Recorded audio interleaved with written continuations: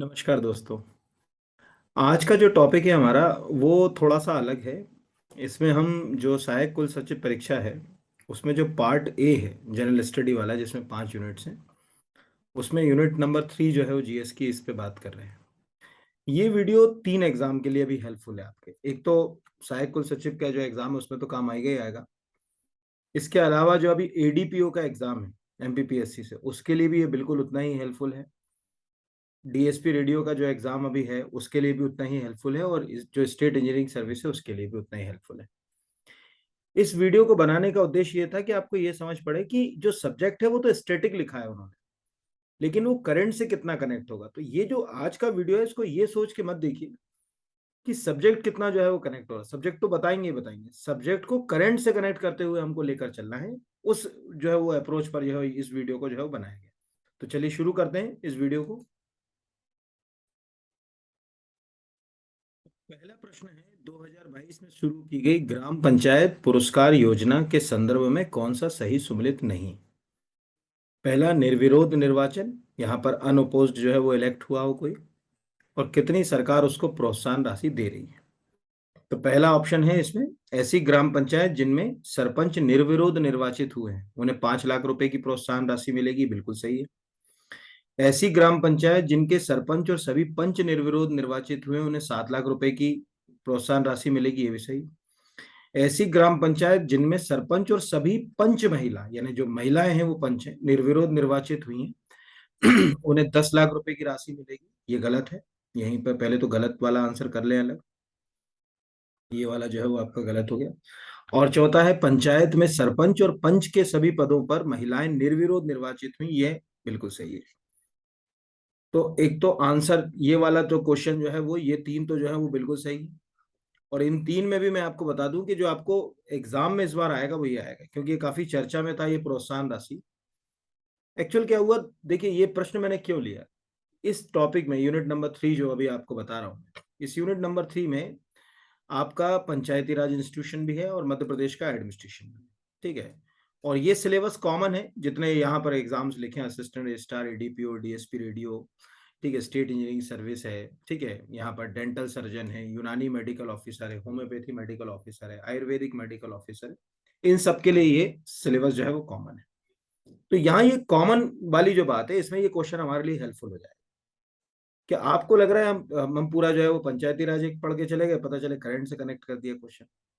तो अभी ये सरकार ने क्या करा, 2022 में ये योजना जो है वो शुरू करी। उद्देश्य ये था कि भाई जो पंचायत इलेक्शन लड़ने में जो पैसा खर्च होता है उसको हम कैसे बचा लें। तो सरकार को लगा कि बचाना है तो एक योजना शुरू कर देते हैं। तो निर्विरोध निर्वाचन प्रोत्साहन जो है वो ये योजना ग्राम पंचायत पुरस्कार योजना शुरू की गई। 5 इसमें कैटेगरी बनाई गई। 4 कैटेगरी यहाँ पर आपको दिख ही रही है। इसमें ये वाली कैटेगरी बस मैंने आपसे कहा कि 12, एक कैटेगरी इसमें और है।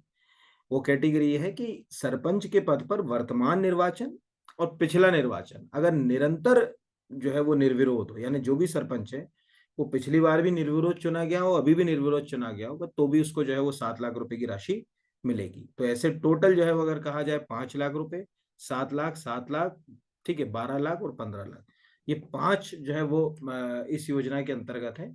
तो कोई पूछे कि भाई जो है वो पंचायत पुरस्कार योजना किसके द्वारा शुरू की गई, तो मध्य प्रदेश शासन के द्वारा शुरू की गई।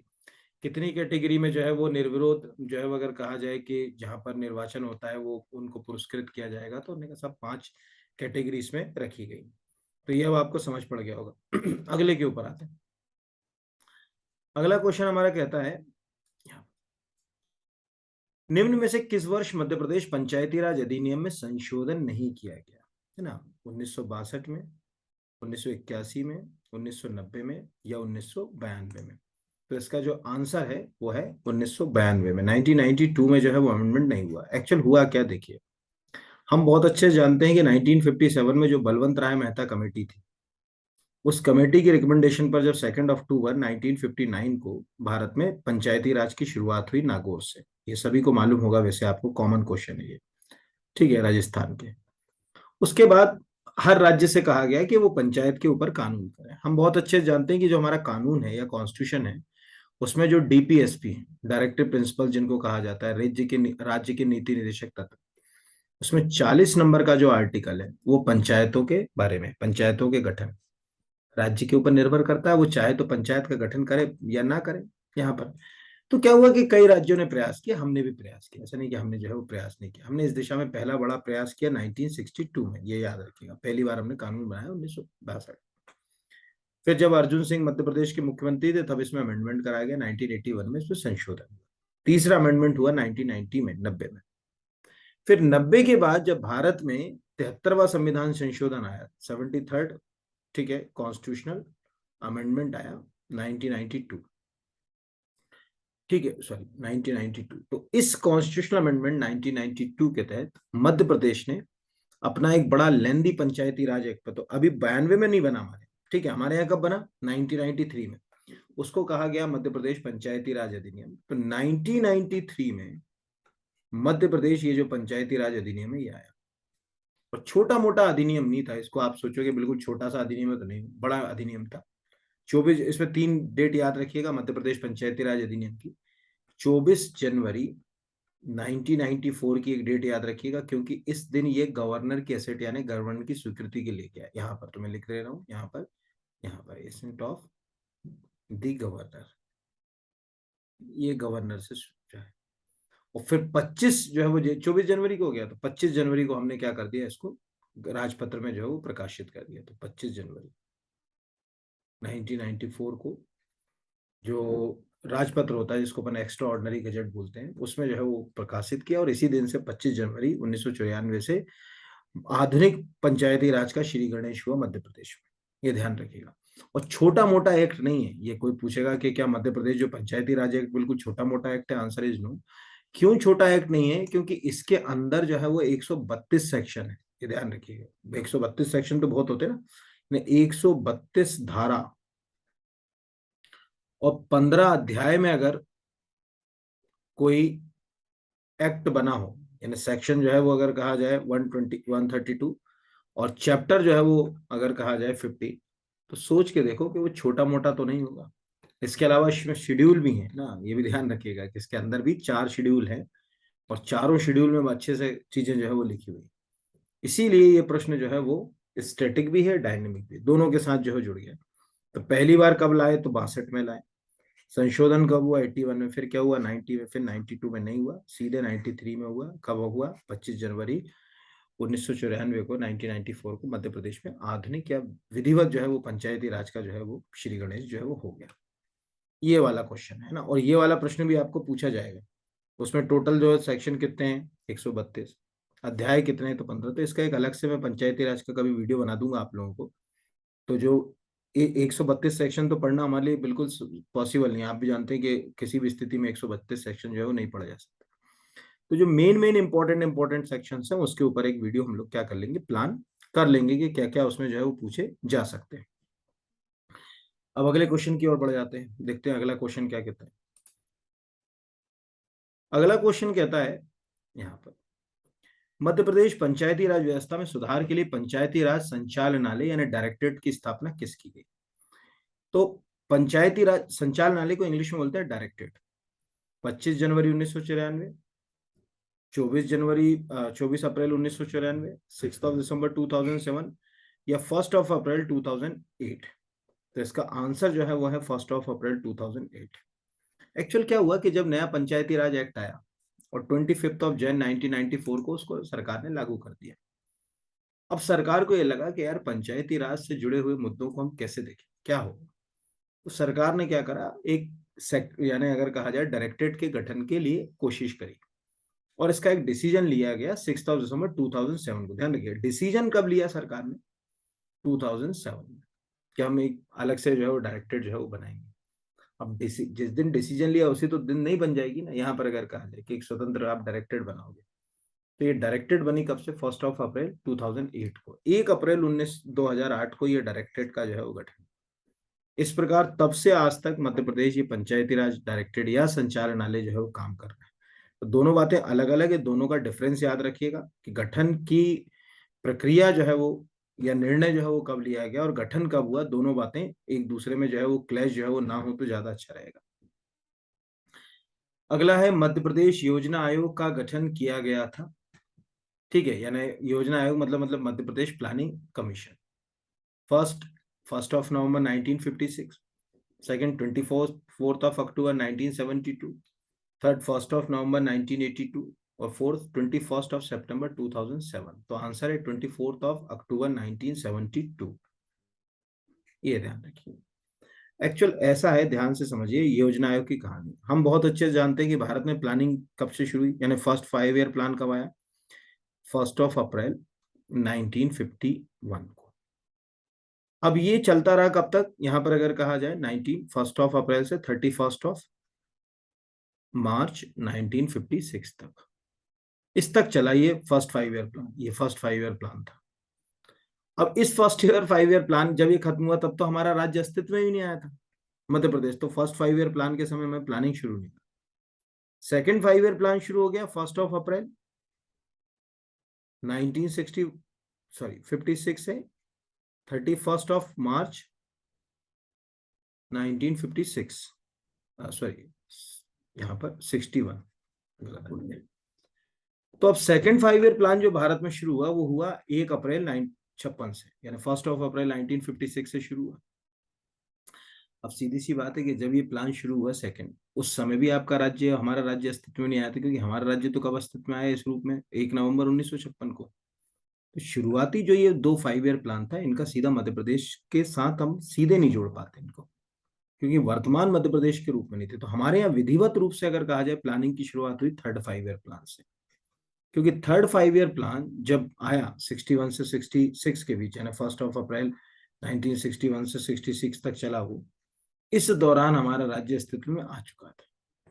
अब जब मध्य प्रदेश का मतलब थर्ड 5 ईयर प्लान से मध्य प्रदेश में प्लानिंग की जो है वो क्या हुई, शुरुआत हुई, या कहा जाए कि पंचवर्षीय योजना का विधिवत श्रीगणेश हुआ। अब जब पंचवर्षीय योजना बनी तो फिर मध्य प्रदेश सरकार को लगा कि कहीं ना कहीं हमें भी प्लानिंग के लिए कुछ प्रयास करना चाहिए, कैसे ना कैसे करके अगर कहा जाए प्लानिंग के लिए प्रयास करना चाहिए।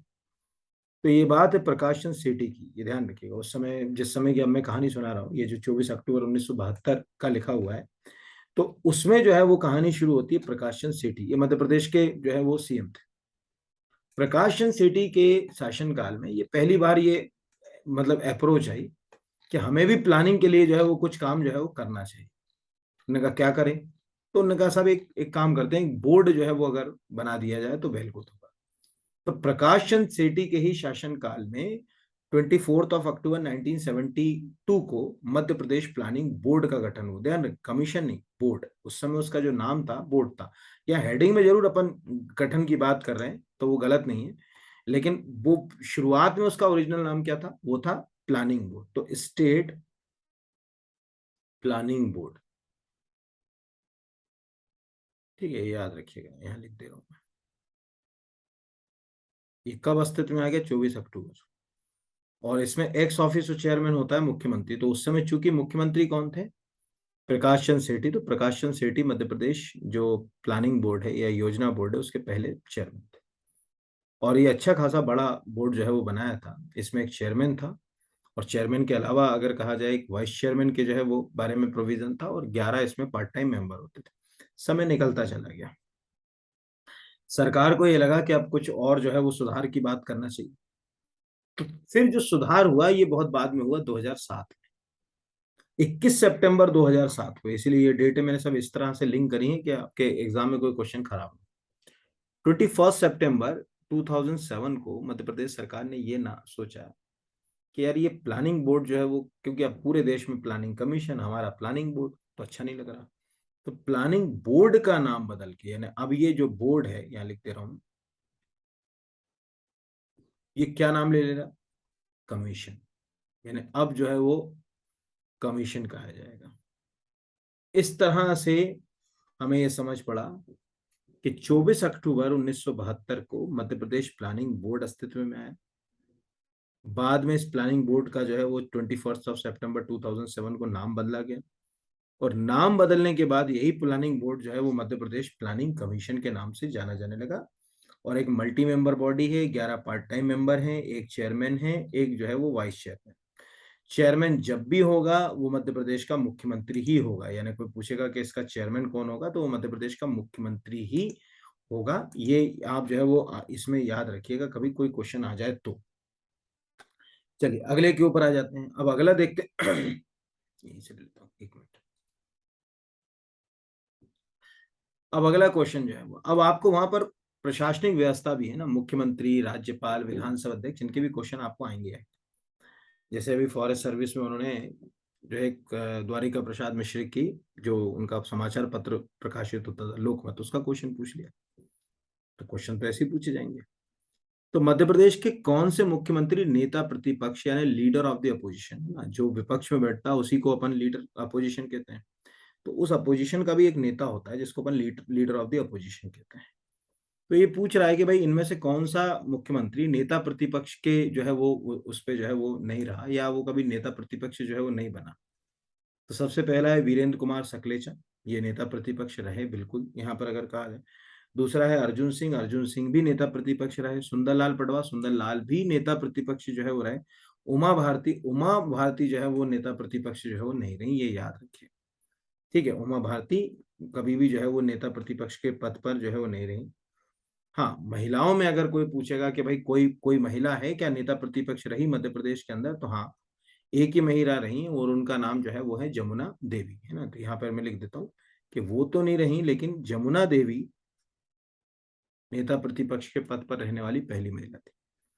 तो ये अपने को पता होना चाहिए कि नेता प्रतिपक्ष का जो है वो पद होता है। और बहुत सारे मध्य प्रदेश के अगर कहा जाए मुख्यमंत्री, जैसे यहाँ मैं लिख दे रहा हूँ कमलनाथ,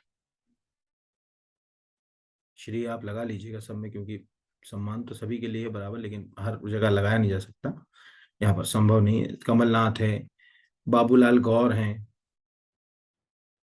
ठीक है, या आपके श्यामा चरण शुक्ल हैं, यहाँ लिख दे रहा हूँ ना श्यामा चरण शुक्ल, ठीक है, आपके कैलाश जोशी हैं,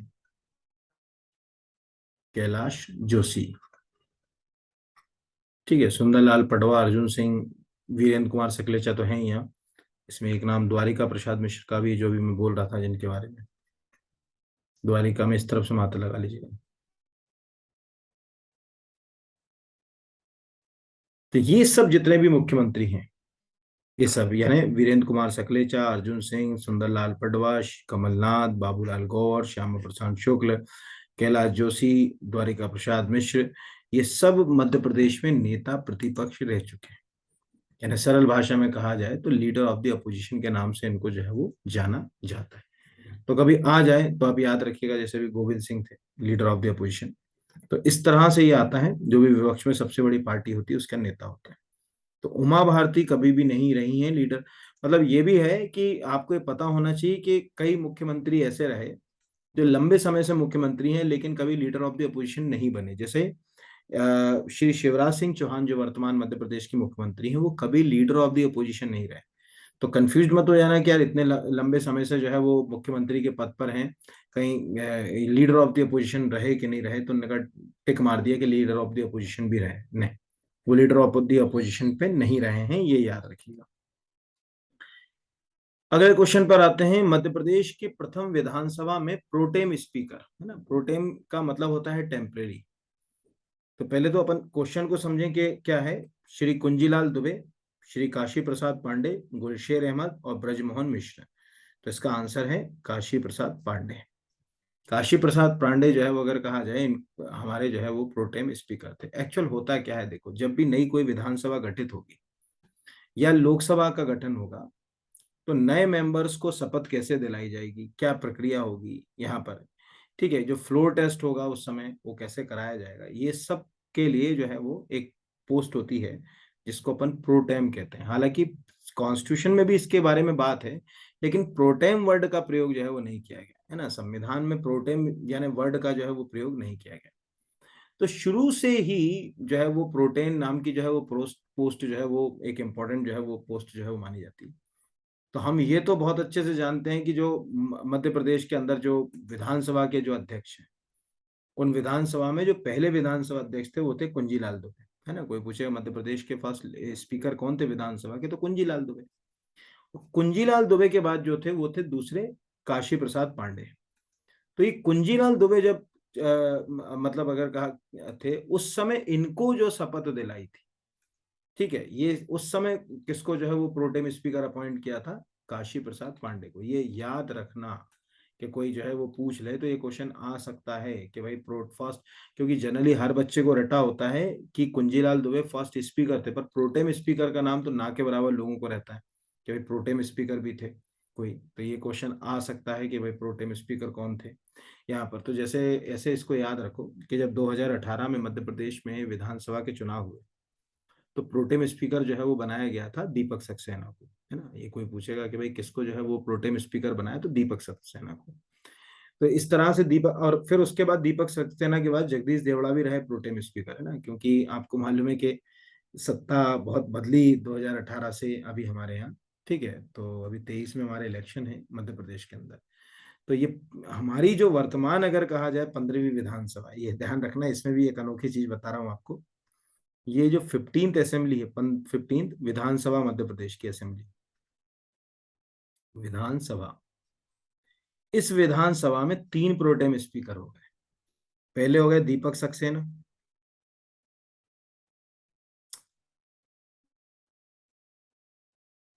यहाँ पे दीपक सक्सेना के बाद दूसरे हो गए जगदीश देवड़ा, और जगदीश देवड़ा के बाद तीसरे हो गए रामेश्वर शर्मा। ठीक है, दूसरा मैंने क्या बताया कि प्रोटेम वर्ड जो है वो किसके लिए इस्तेमाल हो रहा है यहाँ पर? इसको सामायिक भी बोलते हैं, प्रोटेन भी बोलते हैं, जो भी आपको अच्छा लगे अगर कहा जाए। वो टेम्परेरी के लिए इस्तेमाल होगा, यानी इसका काम जो हुआ, और उसके बाद ये ऐसा नहीं कि प्रोटेम स्पीकर अपन अपन ने अपॉइंट कर दिया तो वो साल भर या हमेशा ही जो है वो प्रोटेम स्पीकर रहेगा, नहीं। उस टेम्परेरी काम के बाद वो प्रोटेम स्पीकर का काम जो है वो क्या हो जाता है? खत्म हो जाता है। ये आपको याद रखना चाहिए। ठीक है, चलिए अगले क्वेश्चन की ओर बढ़ते हैं, देखते हैं अगला क्या क्वेश्चन कहता है। अगला क्वेश्चन कहता है मध्य प्रदेश में किस मुख्यमंत्री के शासनकाल में प्रथम बार राष्ट्रपति शासन लगाया गया? श्यामाचरण शुक्ल, सुंदरलाल पटवा, कैलाश चंद्र जोशी और द्वारिका प्रसाद मिश्र। ठीक है, तो इसका जो आंसर है वो है श्यामाचरण शुक्ल, ये याद रखिए। ठीक है, एक्चुअल क्या हुआ देखिए, मध्य प्रदेश में जो राष्ट्रपति शासन लगने की कहानी है, वो पहली बार हमारे यहाँ राष्ट्रपति शासन लगा था 1977। तो एक्चुअल क्या हुआ, मैं रफ रफ लिख रहा हूँ, अप्रैल 1977 में मध्य प्रदेश में प्रेसिडेंट रूल लगा। इससे पहले जो है वो मध्य प्रदेश के चीफ मिनिस्टर थे श्यामाचरण शुक्ल।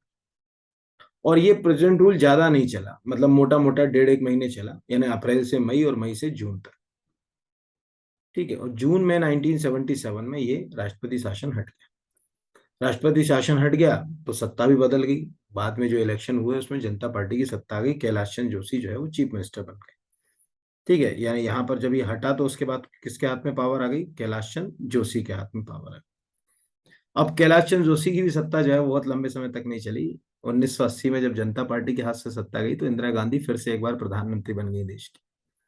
उसके बाद फिर 1980 में जो है वो प्रेसिडेंट रूल लगाया। तो उस दूसरी बार का जो प्रेसिडेंट रूल था 1980 का, यहाँ पर ये लिख दे रहा हूं मैं, जनवरी 1980, सॉरी फरवरी 1980, जनवरी में नहीं था, फरवरी में, फरवरी 1980। उस समय सुंदरलाल पटवा जो थे वो मध्य प्रदेश के चीफ मिनिस्टर थे। ये प्रेसिडेंट रूल हटा तो अर्जुन सिंह मध्य प्रदेश के चीफ मिनिस्टर बन गए। फिर तीसरा और आखिरी जो प्रेसिडेंट रूल लगा था मध्य प्रदेश के अंदर, उस समय भी सुंदरलाल पटवा ही मध्य प्रदेश में चीफ मिनिस्टर थे, यानी 1990 से 1990, ठीक है, 1992 से 1993 के बीच में। ये याद रखिएगा, यानी 1992 टू 1993 के बीच मध्य प्रदेश में तीसरी बार जो है वो राष्ट्रपति शासन लगा। 77 में पहली बार लग गया, फिर उसके बाद 80 में लग गया, फिर जो बाबरी डिमोलिशन हुआ था 1992 में 6 दिसंबर, उसके बाद 15 दिसंबर को हमारे यहाँ प्रेसिडेंट रूल लगाया था, 15 दिसंबर को। और ये प्रेसिडेंट रूल लगभग मोटा मोटा माने तो 1 साल तक चलता रहा, और वो दिन का दिन है, यानी 93 से आज हम 25 साल आगे आ गए। 93 से 2003, 2003 से 2013, और 2013 से 2023, यानी मोटा मोटा 25 का 30 साल आ गया है। अभी तक हमारे यहाँ कोई प्रेसिडेंट रूल या राष्ट्रपति शासन जो है वो आर्टिकल यानी 356 जो है वो इम्पोज नहीं हुआ है। ये आप याद रखिएगा, कोई पूछ ले तो आपको पता होना चाहिए। ठीक है। अगले में आते हैं, मध्य प्रदेश के किस मुख्यमंत्री के शासनकाल में जिला योजना समिति अधिनियम पारित किया गया था, यानी डिस्ट्रिक्ट प्लानिंग कमेटी एक्ट पास किया गया था। देखिए, कॉन्स्टिट्यूशन का जो 73 और 74 कॉन्स्टिट्यूशन अमेंडमेंट था, 73वां और 74वां संविधान, तो उसमें जो 74वां संविधान संशोधन था, इसका आंसर बता दूं पहले एक मिनट। मोतीलाल वोरा, दिग्विजय सिंह, उमा भारती और शिवराज सिंह चौहान, तो आंसर है दिग्विजय सिंह। 74 कॉन्स्टिट्यूशन अमेंडमेंट आप सबने सुन रखा। ये 74th कॉन्स्टिट्यूशन अमेंडमेंट में म्यूनिसिपालिटीज के बारे में जो है वो प्रोविजन था। इसी 74th कॉन्स्टिट्यूशन अमेंडमेंट के तहत, ये जो अमेंडमेंट था, इसी के तहत आर्टिकल 3, यहां पर लिख दे रहा हूं, आर्टिकल 243 जेड डी, ये जो ये आर्टिकल नंबर है, इसमें जो है ये बात थी कि भाई आप जो है वो एक डिस्ट्रिक्ट प्लानिंग कमेटी जो है वो गठित करो। मध्य प्रदेश सरकार को भी लगा कि यार प्रयास करना चाहिए, तो हमने डिस्ट्रिक्ट प्लानिंग कमेटी एक्ट बनाया है ना। कोई पूछेगा कि क्या है, तो यहाँ पर यह लिख दे रहा हूँ, डिस्ट्रिक्ट प्लानिंग कमेटी एक्ट बनाया 1994 में। और आर्टिकल 243 जेड डी में जो प्रोविजन दिया, उसके तहत हमने डिस्ट्रिक्ट प्लानिंग कमेटी का गठन किया पहली बार। चूंकि 1995 में जिस समय की हम बात कर रहे हैं, उस समय मध्य प्रदेश के मुख्यमंत्री दिग्विजय सिंह थे, इसीलिए ये जो है वो क्वेश्चन, इसका आंसर जो है वो क्या है, दिग्विजय सिंह। तो ये भी क्वेश्चन एक हेल्दी क्वेश्चन आपको हो सकता है या पूछा जा सकता है। चलिए अगले पर आते हैं, security printing and minting corporation of India limited के अधीन मध्य प्रदेश में कितनी इकाइयां हैं, यूनिट? एसपीएमसीआईएल कहा जाता है। तो एसपीएमसीआईएल जो है, पहले तो समझिए कि भारत में जितना भी सिक्योरिटी पेपर छपता है और जितने भी मिंट्स आपने आपकी जेब में, जो भी अभी इस समय जो है अगर कहा जाए जो सिक्का है, वो सिक्का जो है वो किसी न किसी, इसी अगर कहा जाए एसपीएमसीआईएल की मिंट में छपा है ना। मिंट यानी आम भाषा में वो है तो टकसाल, और इसकी सबसे पुरानी टकसाल जो है वो कलकत्ता में है, सबसे नई नोएडा में। तो पूछ रहा है कि भाई मध्य प्रदेश में कितनी यूनिट है इसकी, यानी यहाँ पर अगर कहा जाए, तो पहले तो ये ध्यान रखिएगा कि एसपीएमसीआईएल की जो है वो मध्य प्रदेश के अंदर 2 यूनिट है। ठीक है, कोई पूछेगा कि कितनी यूनिट है, तो ये 2 जो है वो अगर कहा जाए यूनिट है। टोटल एसपीएमसीआईएल की इंडिया में 9 यूनिट है। उन 9 यूनिट में से 2 जो है वो हमारे पास है। पहली, जिसको हम आम भाषा में एसपीएम बोलते हैं, एसपीएम सिक्योरिटी पेपर मिल, ये होशंगाबाद में है, जिसको आप नर्मदापुरम भी बोल सकते हो, है ना। एसपीएम या सिक्योरिटी पेपर मिल है नर्मदापुरम में ये। ठीक है, ये जो बैंक का जो नोट अभी आपकी जेब में रखा है सभी की, तो कभी भी अब आज के बाद जब आप वो नोट निकालें अपनी जेब से, तो क्वेश्चन को याद रखने का एक तरीका यही है कि आप कहें कि भैया ये 1968 में ये नर्मदापुरम या होशंगाबाद में ये जो सिक्योरिटी पेपर मिल बनाई गई थी, उसमें ये छपा हुआ है, यानी ये कागज जो है वो इस नोट का वहां बना। तो इससे अपना एक दिमाग में एक रफली क्वेश्चन ये याद रहेगा कि 1968 में सिक्योरिटी पेपर मिल, हिंदी में बोलते हैं इसको प्रतिभूति कागज कारखाना, ये होशंगाबाद में या जो है अगर कहा जाए नर्मदापुर में जो है वो स्थापित किया गया था। ये पहला अपना आंसर हो गया। दूसरी जो है वो है बैंक नोट प्रेस। दूसरी वाली का नाम क्या है? Bank note press. तो ये जो बैंक नोट प्रेस है, ये देवास में, ये दूसरी यूनिट है मध्य प्रदेश के अंदर। ये सेंट्रल गवर्नमेंट की अगर कहा जाए कि 2 यूनिट्स यहाँ पर इससे हैं, उसमें से ये दूसरी है। और ये बैंक नोट प्रेस जो है वो कब से काम कर रही है? 1974 से। ठीक है, ये एसपीएम काम कर रही है 1968 से, स्थापना 1968। बैंक नोट प्रेस देवास की स्थापना जो है वो अगर कहा जाए 1974 में इसको स्थापित की गई। तो जो आज आपकी जेब में जो नोट रखा हुआ है, वो नोट यहीं छपा होगा, हो सकता है जो सिक्योरिटी इंक वगैरह है वो यहीं छपी होगी। तो जो भी आप अभी अपनी जेब में 100 रुपए का नोट रखें या 500 रुपए का नोट रखें, कोई पूछेगा कि भाई कहाँ छपा है, तो आप कह सकते हैं कि शायद यहाँ छपा होगा। और भी मिंटिंग और प्रिंटिंग प्रेस है, मुद्रणालय हैं, टकसाल हैं, लेकिन वो आप अपने स्तर पर जो है वो एक बार देख सकते हैं। जो एमपी के हिसाब से जो मुझे लगता है कि क्वेश्चन जो है लिंक हो रहे हैं आजकल, थोड़े अजीब हो गए, उनमें ये क्वेश्चन जो है वो आपसे पूछा जा सकता है। चलिए अगले के ऊपर आते हैं। अगला क्वेश्चन कहता है कि मध्य प्रदेश की, अब यहां पर आपको क्यों मैंने ये लिया कि यूनिट 3 में एग्रीकल्चर है, कृषि। अब जनरली हम कृषि को कैसे याद करके जाते हैं? कृषि को हम बहुत स्टैटिक याद करके जाते हैं, लेकिन आजकल क्वेश्चन कैसे पूछेगा? सीधी सी बात यही पूछेगा कि भाई कौन सी फसल का उत्पादन जो है वो सबसे ज्यादा हो रहा है, कौन सी फसल का उत्पादन जो है वो उससे कम हो रहा है, यानी कौन सबसे ज्यादा है, कौन सबसे कम उत्पादन वाली फसलें, ये तो पता होना चाहिए। तो मध्य प्रदेश की जो दलहनी फसलें हैं, यानी दलहनी फसलें का मतलब होता है पल्सेस क्रॉप, तो उसमें सबसे ज्यादा पल्सेस क्रॉप कौन सी हो रही है? अरहर, चना, उड़द या मूंग। तो जनरली क्या होता है, दिमाग हमारा जब नहीं चलता तो हम अरहर को मारते हैं, जबकि मध्य प्रदेश में सबसे ज्यादा अगर कहा जाए दलहनी फसल जो होती है वो चना होती है, ये आप याद रखिएगा। पल्सेस क्रॉप में चने से ज्यादा कोई मध्य प्रदेश में फसल नहीं होती, और विदिशा तो चने के लिए फेमस ही है। और चना एक्चुअल क्या होता है, रबी की फसल होती है। होता है क्या है, देखिए समझिए ध्यान से। मध्य प्रदेश के अंदर जब मानसून लौटता है, यानी जो रिट्रीट होता है नॉर्थ की ओर से, सितंबर में, सितंबर तक का समय हमारा मानसून है। जुलाई टू सितंबर का जो मंथ है वो मानसूनी का समय माना जाता है। जब मानसून लौटता है तो लौटते हुए मानसून के कारण मावठा, जिसको देशी भाषा में आप ओस बोल, वो गिरती है, और ये चने की फसल के लिए जो है वो काफी लाभदायक होती है, क्योंकि विंटर्स में तो आपको मालूम है रबी की फसल के लिए जो सरकार है वो कभी भी आपको जो है वो ज्यादा सहयोग नहीं दे पाती, मतलब बहुत ज्यादा। और खासकर उत्तर में तो हमारा कोई कैनाल सिस्टम जो है वो इतना ज्यादा हाईली एडवांस है नहीं। तो वहां पर क्या होता है कि जो जहां पर जो ओस ओस गिरती है उससे चना अच्छा खासा पैदा हो जाता है। तो इस हिसाब से ये हमारे लिए दलहन फसलों में सबसे बड़ी पल्सेस, यानी जिसमें दाना दो हिस्सों में टूट जाता है, उसको अपन दलहन फसल बोलते हैं। ठीक है। जो दीपावली के आसपास फसलें बोई जाती हैं उनको रबी बोलते हैं। ठीक है, मैंने तो ऐसे याद कर रखा था इसको कि दीपावली के समय हम इतने दीपक लगाते हैं कि रवि यानी सूर्य की जगह तरह चकाचौंध हो जाती है, तो उस समय की जो फसलें बोई जाती हैं उनको रवि की क्रॉप्स कहा जाता है। जून जुलाई में जो बोई जाती है उनको खरीफ की क्रॉप्स कहा जाता है। ऐसे ही याद करा था, बाकी सबके अपने अपने तर्क हैं, जैसे जो याद करना चाहे वैसे कर सकता है। तो ये भी एक क्वेश्चन जो है बन सकता है। चलिए अगले क्वेश्चन की ओर देखते हैं, अगला क्या क्वेश्चन कहता है।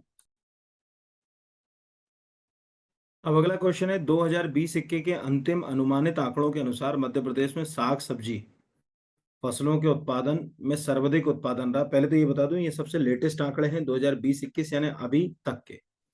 अब अगले आंकड़े जो आपको कब मिलेंगे, यानी ये आंकड़े कब तक चलेंगे, ये आंकड़े चलेंगे अगले साल बजट तक, यानी 2023 में जो बजट आएगा उसके बाद आंकड़े मिलेंगे। तो एक साल तक तो यही आंकड़े आप जो है वो मानिएगा कि बिल्कुल फाइनल हैं, इसमें कोई जो है वो छिड़खानी जो है वो होने वाली नहीं।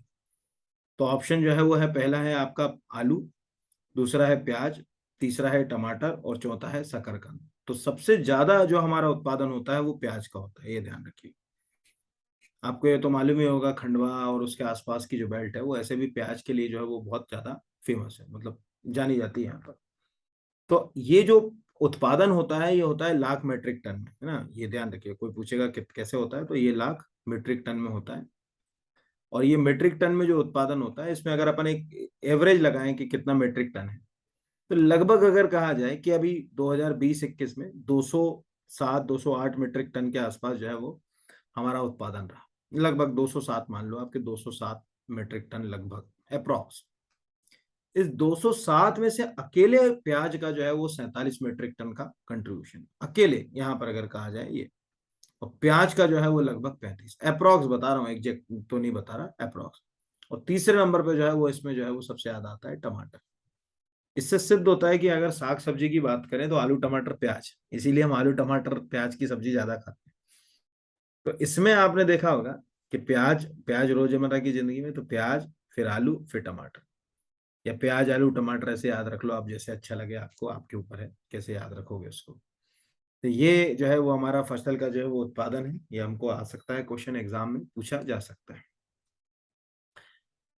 अगला क्वेश्चन कहता है कि 2020-21 के अंतिम अनुमानित आंकड़ों के अनुसार सर्वाधिक किस फसल का उत्पादन, मतलब किस फसल का उत्पादन सर्वाधिक, मतलब सॉरी, किस फल का उत्पादन सर्वाधिक हुआ? आम, मौसम्बी, संतरा, केला या पपीता? अब कंफ्यूजन क्या होता है ऐसे क्वेश्चन में, अगर हम आंकड़े ना हो हमारे तो हम तो इसमें आम ही मार दें। लेकिन आपको मालूम है, एक तो मौसम्बी जो होता है या संतरा जो होता है, एक तो साल भर होता है। ठीक है, मतलब ऐसा कोई महीना नहीं कि ऐसा कि इसी महीने ज्यादा, ऐसा नहीं कि लगभग हर समय ये मिल जाती है मौसम्बी। पर आम का तो मौसम होता है। ठीक है, दूसरा मौसम्बी के छोटे बगीचे भी हो सकते हैं, आम के बड़े पेड़ों की जरूरत पड़ती है। तो इसका जो आंसर है वो है मौसम्बी, यहाँ पर अगर कहा जाए, पहले तो याद रखिए। यानी हमें ये पता होना चाहिए कि जो रकबा है, यानी टोटल एरिया है, उसमें भी सबसे ज्यादा जो एरिया है हेक्टेयर में, अगर अपन बोनी के क्षेत्र को देखें फसलों में कि कितना हेक्टेयर में सबसे ज्यादा, तो मौसमी की या संतरे की, ऑरेंज जिसको कहते हैं, उसका सबसे बड़ा एरिया है। और उत्पादन की दृष्टि से भी वो क्या है, नंबर 1 पर है। तो मध्य प्रदेश में नंबर 1 पर अगर कहा जाए, मौसमी और संतरा है। नंबर 2 के ऊपर जो है वो हमेशा क्या आएगा, आम आएगा। ठीक है, ये कोई पूछेगा, सॉरी, नंबर 2 पर जो है वो आम नहीं आएगा, नंबर 2 पे केला आएगा। ठीक है, ये याद रखिएगा कि केले का उत्पादन क्या होता है, वो दूसरे नंबर पे। तीसरे नंबर पे फिर जो है वो उसमें क्या आता है, आम आता है। और चौथे नंबर पे क्या आता है, पपीता आता है। ये चार। तो खट्टे फलों में एक्चुअल ऐसे भी थोड़ा सा याद रखिए, हमारा ट्रॉपिकल क्लाइमेट है, उष्णकटिबंध जलवायु, जो उष्णकटिबंधीय जलवायु होती है, वहां पर खट्टे फल ठीक ठाक होते हैं। हालांकि ये आपको शायद ना मालूम हो, या मालूम हो तो बहुत अच्छा है, कि जो मेडिटेरियन क्लाइमेट होता है, भूमध्य सागरीय जलवायु जो है, जैसे इटली और उसके आसपास के जो देश हैं, वो तो खट्टे फलों के लिए पूरी दुनिया में फेमस है यहाँ पर। तो वो एक अलग बात है, लेकिन अगर हम एमपी के आंकड़ों के हिसाब से देखें तो ये बात को इस तरह से जो है वो लिंक किया जा सकता है कि ये जो है वो फल इतने जो है वो हमारे यहाँ हो रहे हैं। अगले पे आ जाते हैं। अगला क्वेश्चन कहता है 2020-21 के अग्रिम अनुमानों के अनुसार, अग्रिम मतलब ये अपने अंदाज लगाया है ना, एकदम पूरे आंकड़े तो हमारे पास आए नहीं अभी। अग्रिम अनुमान के अनुसार मध्य प्रदेश में फसल क्षेत्र के विकास दर है। यानी क्या फसल क्षेत्र के, यानी पिछले साल की तुलना में जो फसल है उसमें कितना जो है वो हमने जो है वो विकास जो है वो दर्ज किया, वही फसल से क्षेत्र का जो है विकास कहलाता है। 14.14, 12.32, 5.18 और 10.86। तो इसका आंसर जो है वो है 10.86। ये अच्छा खासा अगर कहा जाए ये आंकड़ा है। एक्चुअल क्या है, ध्यान से समझो, जो 2020-21 में जो त्वरित आंकड़े आए 2020-21 के, या मैं लिख भी दे रहा हूँ, उस त्वरित आंकड़े में ये कहा गया कि भाई हमारी जो ग्रोथ रेट होगी क्रॉप्स के लिए या फसल के लिए अगर कहा जाए, एग्रीकल्चर ग्रोथ रेट, ये 5.18 के आसपास होगी। जबकि अग्रिम ये माना गया, यानी आने वाले हिसाब से 2020-21 में यही अग्रिम के अगर हम आंकड़े ले लें तो ये सबसे अच्छा रिकॉर्ड माना गया 10.86। ये एक अच्छा है। ठीक है, हालांकि इससे अच्छी स्थिति थी 2019-20 की, ध्यान रखिएगा ना, 19-20 की स्थिति ठीक ठाक थी। अभी कोविड के बाद थोड़ी स्थिति थोड़ी बिगड़ी भी, इसके कारण भी इसको जो है वो माना जा सकता है कि ये वाला क्वेश्चन इससे जो है वो लिंक करके पूछा जाए। अगले क्वेश्चन पे आते हैं।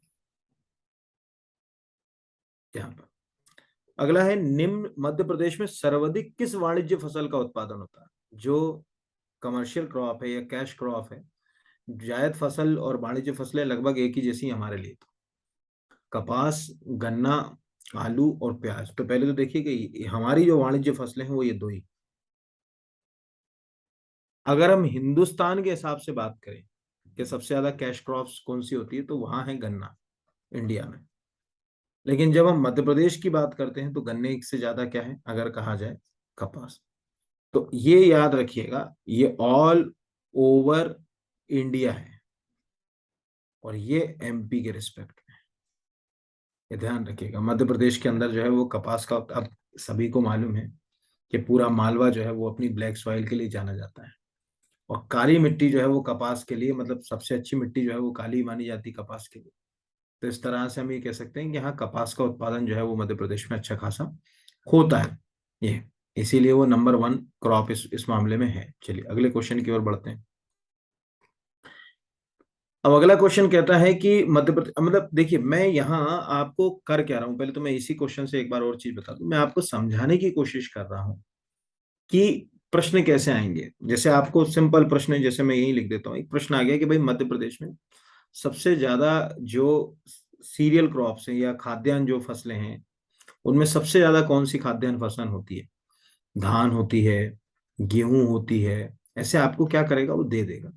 तो आपको ये पता होना चाहिए कि भाई मध्य प्रदेश में सबसे ज्यादा धान होती है, कि गेहूं होती है, कि मक्का होती है। ये आंकड़े जो है, इसलिए हर क्वेश्चन तो कराना संभव नहीं, लेकिन ऐसे क्वेश्चंस आपको ढूंढना है।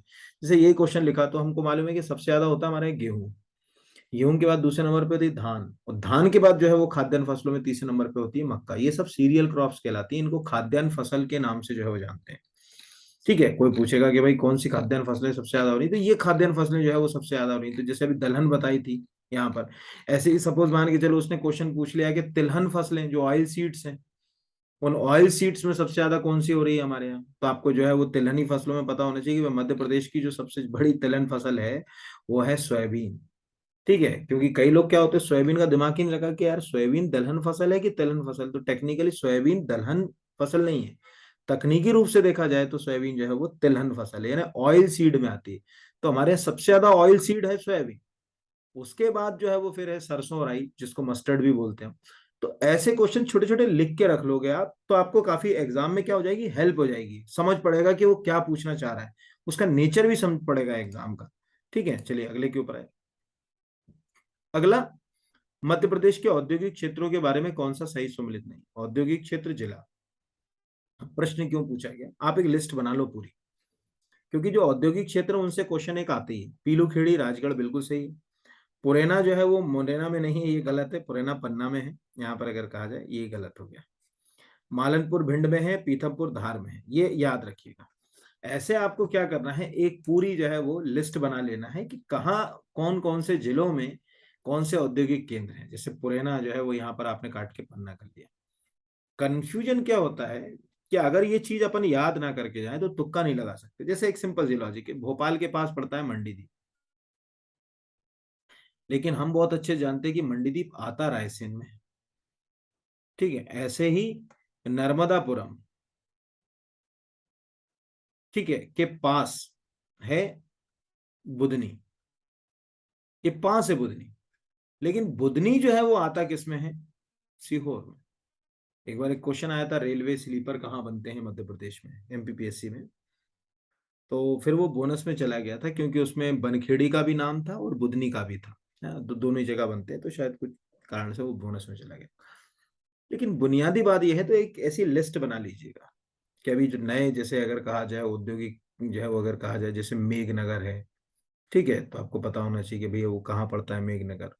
ठीक है, तो ये एक छोटा सा धीरे धीरे तैयार कर लो, प्लस इनके छोटे छोटे पॉइंट्स भी आप तैयार कर ले। जैसे पीतमपुर है, तो आपने क्वेश्चन में लिख लिया कि भैया ये ऑटोमोबाइल के लिए फेमस है, इसलिए इसको जो है वो डेट्रायट कहा जाता है। तो ये डेट्रायट क्यों कहा जाता है पीतमपुर को, क्योंकि जैसे अमेरिका का डेट्रायट अपनी ऑटोमोबाइल इंडस्ट्री के लिए पूरी दुनिया में जाना जाता है, ऐसे ही मध्य प्रदेश के अंदर ये जगह जो है वो जानी जाती है। ठीक है, यहाँ अगले क्वेश्चन की ओर आते हैं। महात्मा गांधी राज्य ग्रामीण विकास संस्थान कहाँ है। ये पंचायती राज इंस्टीट्यूशन से जुड़ा है, पहली चीज तो ये ध्यान रखिएगा। Answer is Bhopal, Indore, Jabalpur, Gwalior. तो इसका आंसर जो है वो जबलपुर है ना, मध्य प्रदेश राज्य ग्रामीण विकास संस्थान जो है वो जबलपुर में, ये याद रखिएगा।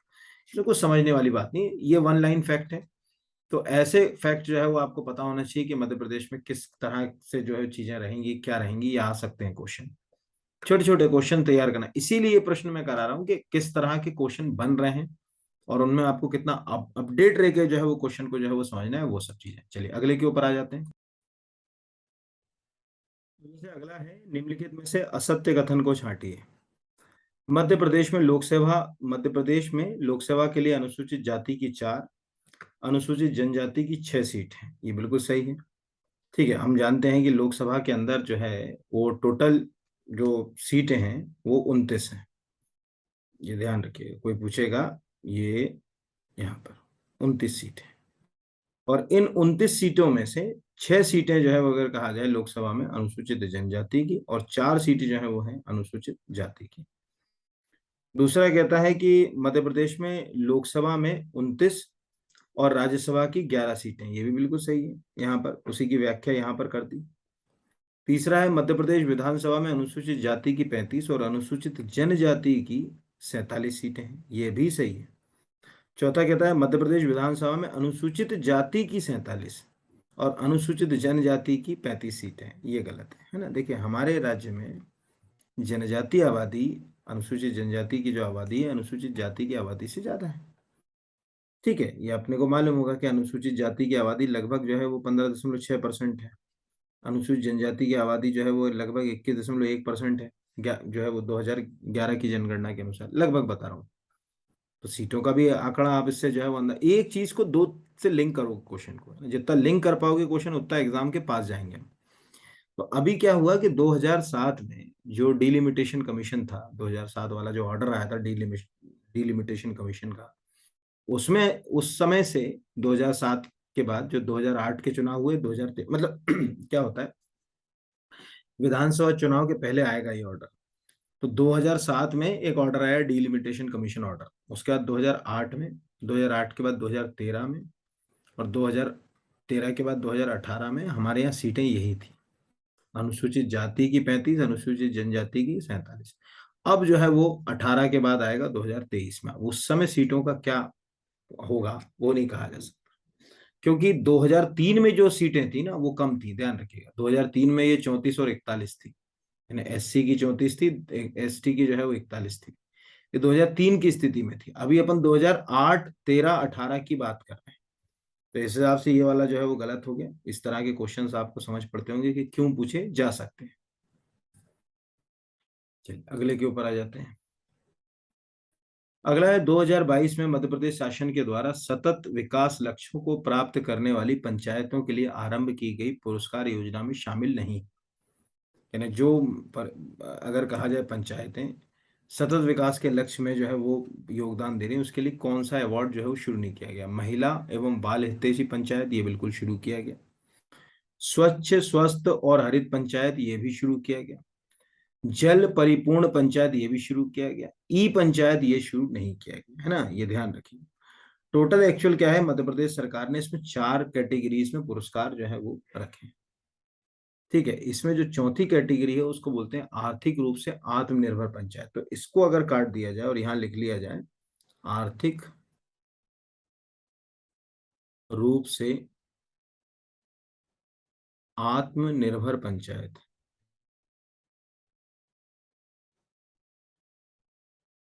ठीक है, ये प्रश्न जो है वो बन सकता है। ये ध्यान रखिएगा, 2022, 23, 24 सब में आएगा, क्योंकि कोई चीज अभी शुरू हुई है तो आने वाले समय में भी तो कंटिन्यू रहेगी यहाँ पर। तो इसका आंसर ये गलत हो गया, डी, ई पंचायत नाम का कोई अवार्ड नहीं है। 2022-23 में अब चूंकि अर्थव्यवस्था वाला सेक्शन भी इसी में है, इसीलिए ये भी लिया हमने, स्वास्थ्य अर्थव्यवस्था। तो ऐसे क्वेश्चन बहुत ज्यादा आजकल क्या हो रहा है, पीछे के नहीं आ रहा है। आप सोचो कि हमारे कितने हॉस्पिटल, ये थोड़ी पूछेगा। तो 2022-23 में लोक स्वास्थ्य एवं परिवार कल्याण विभाग के लिए 10,380 करोड़ रुपए आवंटित किए गए। ये 2021-22 के बजट से कितना प्रतिशत अधिक है? 16%, 23%, 29%, 37%। तो आंसर है 29%। जो पिछला बजट था उसकी तुलना में ये 29% हमने क्या करा इस बार बजट में, फंडिंग जो है वो हेल्थ सेक्टर को जो है वो दे दी। तो ये क्वेश्चन भी जो है वो इम्पोर्टेंट है, और प्रश्न जो है वो एग्जाम पॉइंट ऑफ व्यू से जो है वो पूछा जा सकता है। मध्य प्रदेश निवेश संवर्धन अधिनियम, ठीक है, यहाँ पर, या मध्य प्रदेश इन्वेस्टमेंट जो है वो फैसिलिटेशन जो है वो एक्ट किस वर्ष पारित हुआ? 2005, 2006, 2007, 2008। तो इसका आंसर है 2008। देखो कुछ यूनिक एक्ट होते हैं जो आपको याद रखना चाहिए। ठीक है, जैसे 2020 में Madhya Pradesh film tourism policy लेकर आई, तो वो यूनिक हो गया, क्योंकि अब वो पॉलिसी लगातार जो है वो चलती रहेगी। तो ऐसे एक्ट्स की क्या करें, छोटी सी एक लिस्ट बना लें। तो कुछ नहीं करना, हर वेबसाइट पे जाओ, जैसे मिनिस्ट्री ऑफ मिनरल पे चले गए, है ना, खनिज मंत्रालय की वेबसाइट पे चले गए, तो उसमें देख लिया कि भाई कब पहली मिनरल पॉलिसी बनी मध्य प्रदेश में, सब 1995 में बनी। सैंड माइनिंग पॉलिसी कब बनी, तो वो उसके लिस्ट क्या कर ली, यहाँ से तैयार कर ली। तो उससे क्या होता है, अपने क्वेश्चन क्या होते हैं, हेल्दी हो जाते हैं, करंट के भी हो जाते हैं, स्टेटिक क्वेश्चन भी जो है वो अपने तैयार हो जाते हैं। दोनों तरह के क्वेश्चन जो है वो इससे अपने से मिलेंगे। अगला है खाद्य प्रसंस्करण की जुलाई 2022 की नई सूची के अनुसार मध्य प्रदेश में एक जिला एक उत्पाद के संदर्भ में कौन सा सही सम्मिलित नहीं है? टमाटर आधारित उत्पाद, अनूपपुर, अशोकनगर, दमोह, दतिया, झाबुआ, कटनी बिल्कुल सही। आलू आधारित उत्पाद, इंदौर, देवास, छिंदवाड़ा ये भी सही है। प्याज आधारित उत्पाद, उमरिया, टीकमगढ़, रतलाम ये गलत है। अब आपको अभी बताया था खंडवा के आसपास का बेल्ट जो है वो प्याज के लिए फेमस है। अमरूद आधारित उद्योग, ठीक है, भोपाल, सीहोर, होशंगाबाद ये भी बिल्कुल सही है। यहाँ पर अमरूद आधारित उद्योग की संभावना बहुत है। तो ये क्या होता है कि आप मिनिस्ट्री ऑफ फूड प्रोसेसिंग की वेबसाइट पर जाएंगे तो उसमें मिल जाएगा। तो इसमें क्या करो आप, जैसे ये मैंने इसीलिए लिया कि अपन एक एक, अगर जैसे टमाटर अनूपपुर अलग याद कर रहे हैं, फिर टमाटर के लिए अशोक, एक आप लिस्ट बना लो। अब इसमें आप देखो ना कितने जिले कवर हो गए, ये 1, 2, 3, 4, 5, 6, 7, 8, 9, 10, 11, 12, 13, 14, 15 जिले तो यही कवर हो गए। ऐसे 4 ही क्वेश्चन बना लोगे तो 60, यानी कि पूरे 52 जिले तो जो है वो उसी में जो है वो तैयार हुए। उसमें कुछ जो है वो बचा ही नहीं यहाँ पर। अब आपको इसमें जो है वो टॉपिक डेमोग्राफी भी है, जनांकिकी भी है। तो जनांकिकी का मतलब यही, ये जो जनांकिकी वाले क्वेश्चन है, मैं कैसे क्वेश्चन आते हैं, दो तरह के आते हैं। या तो बिल्कुल टॉप से क्वेश्चन पूछेगा, या तो बिल्कुल बॉटम से क्वेश्चन पूछेगा। या टॉप 3 टॉप 5 या बॉटम 3 बॉटम 5 वाले जो है वो क्वेश्चन भी जो है वो जनांकीकी में जो है वो आपसे पूछे जा सकते हैं। जैसे लिखा हुआ है, 2011 की जनगणना के अनुसार मध्य प्रदेश में सर्वाधिक शहरी जनसंख्या प्रतिशत वाले 5 जिलों के नाम बताइए।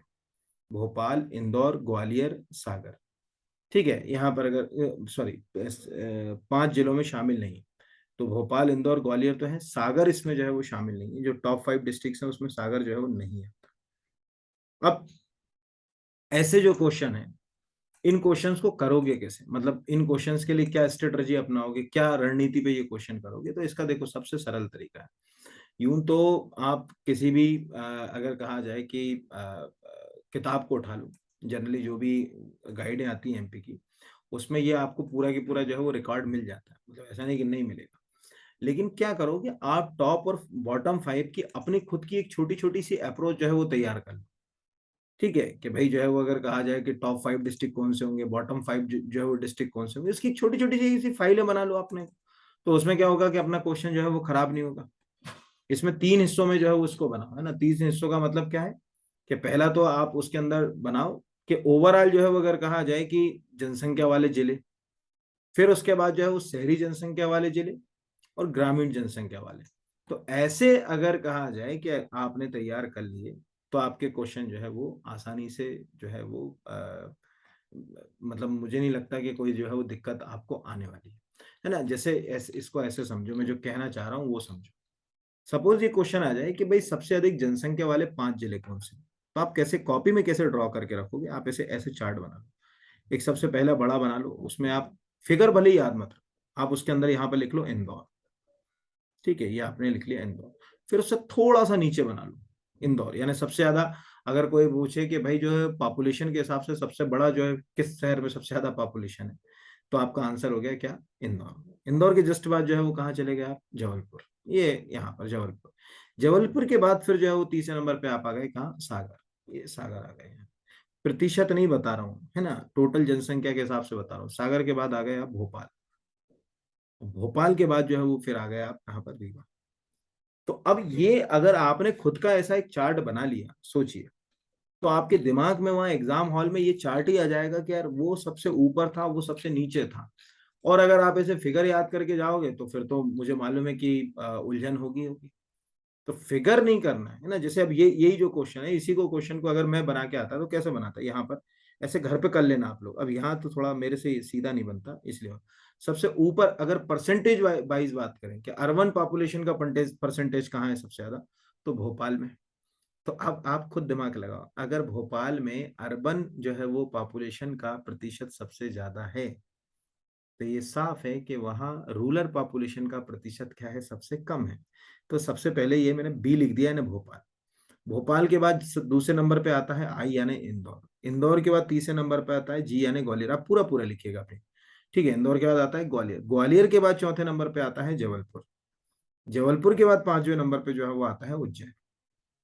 यहाँ उज्जैन लिख दिया। आप इसको या तो ट्रिक में याद कर लो, जैसे आपको के BIG। ठीक है, यहाँ पर JU, इसको आपने जो है वो कोई ट्रिक कर लिया, जो भी लगता है आपको वैसे आपने याद कर लिया। अच्छा, स्मार्ट पढ़ना है, एक क्वेश्चन को दो नजरिए में पढ़ना है। अब ये मालूम है कि भोपाल में सबसे ज्यादा शहरी आबादी है, तो सबसे कम ग्रामीण आबादी होगी। और जिसमें सबसे जो है वो अगर कहा जाए कि कम शहरी आबादी है, उसमें सबसे ज्यादा ग्रामीण आबादी होगी। तो दो बार ये आंकड़े थोड़ी देखने को मिलेंगे। जैसे आपको ये मालूम होगा कि सबसे कम शहरी जनसंख्या मध्य प्रदेश में किस जिले में है? डिंडोरी में। केवल 4.5% के आसपास या 4.6% के आसपास जो है वो शहरी जनसंख्या है। तो डिंडोरी सबसे ज्यादा ग्रामीण जनसंख्या वाला जिला हो गया। डिंडोरी के बाद आता है अलीराजपुर, तो अलीराजपुर दूसरे नंबर पे सबसे ज्यादा जो है वो अगर कहा जाए ग्रामीण जनसंख्या वाला जिला हो गया। तो ऐसे एक को दूसरे से लिंक कर लोगे तो क्वेश्चन जो है वो एग्जाम में जो है वो ऑटोमेटिकली जो है वो सेट हो जाएगा। ये याद रखना जो मैंने चीज बताई यहाँ पर। चार्ट जैसा बनाया वैसे कर लेंगे आप, तो आपको मुझे लगता है कि काफी हेल्प हो जाएगी। अब सबसे कम जनजातीय जनसंख्या प्रतिशत वाले 5 जिलों में निम्नलिखित में से कौन सा जिला शामिल नहीं है? ठीक है, जनजातीय, जिसमें जनजातीय जनसंख्या है उसकी सबसे कम वाली, तो भिंड, मुरैना, दतिया, इनमें तो है ही, ये तो कुछ बताने की जरूरत नहीं। शाजापुर इसमें नहीं आएगा। ठीक है, सबसे कम वाले में शाजापुर नहीं आएगा। ऐसे भी आपको मालूम है कि ये जो जिले हैं यहाँ, अच्छा इसमें भी याद है कि जिन जिलों में ट्राइबल पॉपुलेशन कम है, वहाँ शेड्यूल कास्ट पॉपुलेशन ठीक है। यानी इन जिलों में जनजातीय आबादी कम है, तो अनुसूचित जाति की आबादी जो है वो अच्छी खासी जो है वो अपने को देखने को जो है वो मिल जाएगी, ये अपने को याद रखना है। ठीक है, अगले पर आते हैं। 2011 की जनगणना के अनुसार मध्य प्रदेश के कितने जिलों में लिंगानुपात 1000 से अधिक है? 1000 से अधिक, क्या नहीं आप मालूम है कि लिंगानुपात प्रति 1000 पर जो है वो निकाला जाता है।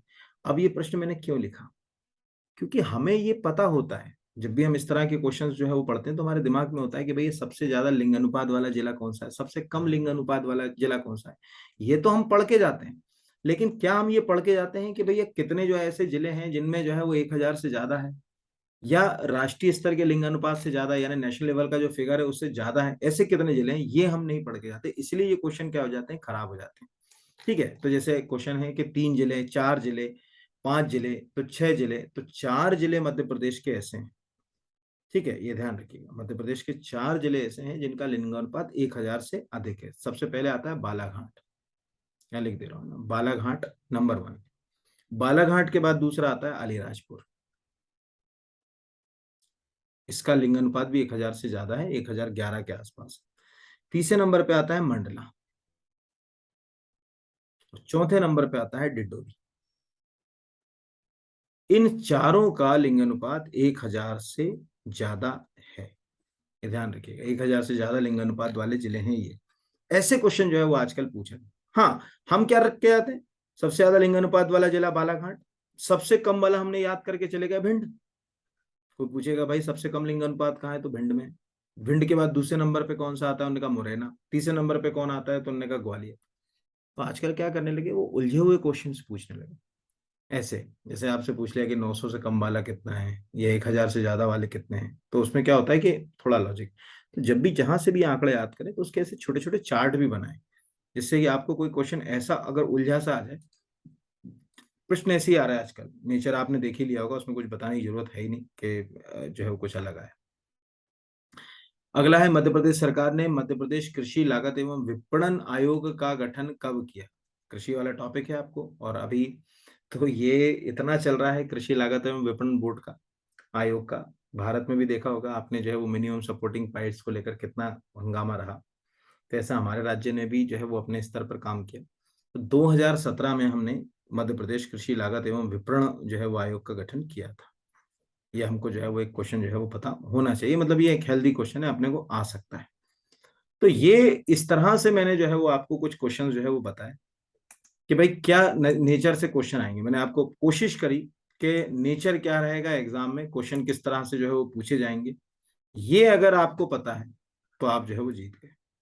ठीक है, चलिए, तो बहुत आप सभी को शुभकामनाएं, और ईश्वर करे कि आपको सफलता मिले। और इस वीडियो को बनाने का उद्देश्य केवल एक था कि एग्जाम का जो बर्डन है उसको हमको कम करना है कैसे ना कैसे। बर्डन कम होता है मैनेजमेंट से, है ना, प्रबंधन से, कॉपी में कैसे प्रबंधन के साथ चीजों को लिखा जाए, कैसे क्वेश्चंस को किया जाए। उससे क्या होता है कि कोरिलेट हो जाते हैं क्वेश्चन, एक क्वेश्चन 4 क्वेश्चन तक ले जाता है, क्यों बार बार एक ही चीज को 4 जगह अलग अलग पढ़ें, क्यों अलग अलग उसको रटें। इन सब चीजों की हेल्प रहेगी। तो ऐसे मैं 5वें यूनिट के ये भी आपको एमसीक्यू दूंगा, और अलग अलग टॉपिक के भी एमसीक्यू दूंगा। ठीक है, यानी इसमें अलग अलग जो टॉपिक हैं, और उसमें डिस्क्रिप्टिव भी पढ़ाऊंगा कुछ कुछ टॉपिक जो मुझे लगेगा जैसे समय और परिस्थितियां मुझे मिलती रहेंगी वैसे। तो बहुत बहुत शुभकामनाएं, ईश्वर करे आप सबको सफलता मिले। और मुझे लगता है कि ये वीडियो एडीपीओ और असिस्टेंट रजिस्ट्रार की जो तैयारी कर रहे हैं उन सभी के लिए बहुत ज़्यादा हेल्पफुल हो सकता है। धन्यवाद।